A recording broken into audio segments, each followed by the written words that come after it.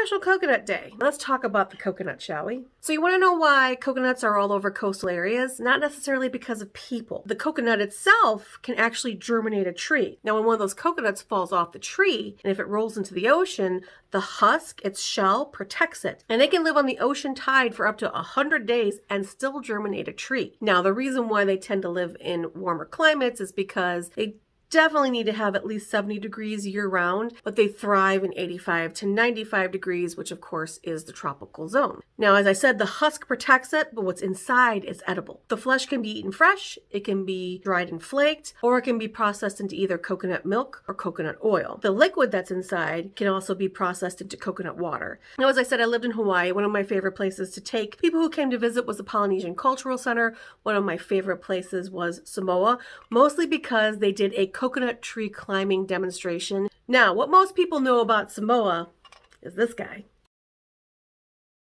I think we all remember him.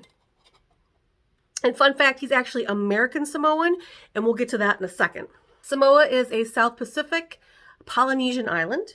It's made up of two large main islands, Savaii and Upolu.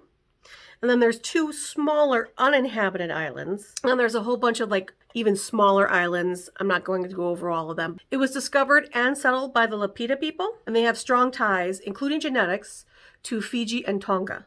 At the turn of the 20th century, the islands split in two. The eastern islands became American territory and were named American Samoa in 1904. The western portion was called Western Samoa. Now it's just Samoa. And it was originally a territory of Germany, but then changed hands to New Zealand in 1914.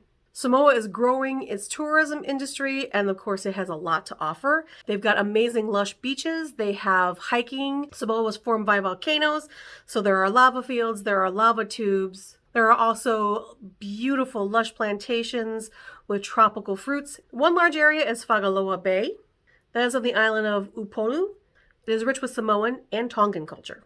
This is an area of conservation, so you can't stay there necessarily, but it's definitely worth a drive if you're there to take a look at it and see how amazing it really is. So if this sparks something in you, use this as your travel inspiration. Go to Samoa.